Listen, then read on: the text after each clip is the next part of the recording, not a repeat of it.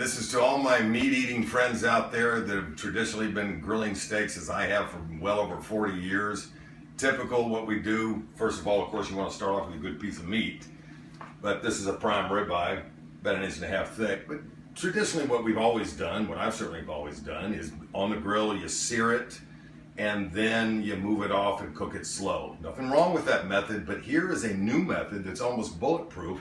And the difference is when you're searing and cooking on a grill, whether it's a gas grill or charcoals, is that when you put it on the heat, the outside of the steak's going to be well, and then medium rare, and then rare in the middle.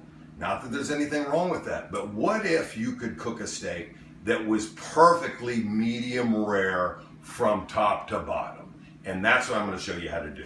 So first of all, the things you're going to need is a Manhattan to get started. I prefer Maker's Mark. In fact, I insist on it. So what we're going to do, again, is start off with a nice cut of beef.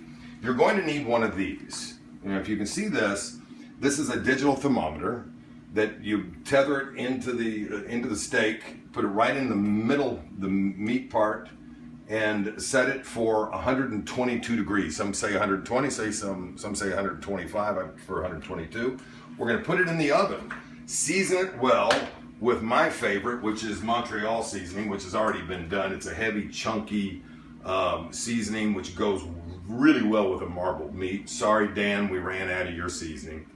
But you take the steak, now that you've got the probe in there, and you set it for 122 degrees, pop it in the oven, which is preset at 250 degrees. Now that particular steak will take about 1 Manhattan, maybe 2. It's about 30 minutes.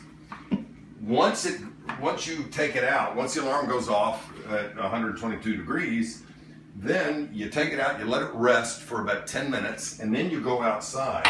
I suggest you go outside rather than the inside because my vent hood will not handle this amount of searing. So what we're going to do is we're going to get that cast iron pan really, really hot. You can use a flat cast iron pot pan, or I've got one outside. It's a Le Creuset ribbed. You can also do spray on, or you can do it dry. It's personal preference.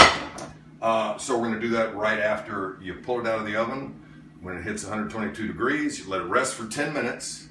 Then you go outside and you sear it. So we're going to take it outside. Tonight we're going to have some russet potatoes with some fresh rosemary, stuffed Anaheim peppers, and asparagus.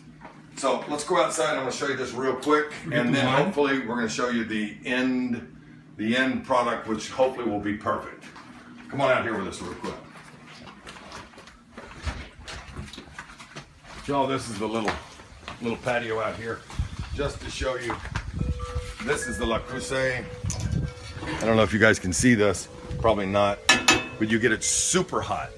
I spray it with a little Pam and then take the steak. I sear it on all edges, down for maybe 30, 45 seconds on either side, and it is done and should be perfect. That's the way it's done, folks. All right? We'll get back to you with the final photo once we're done.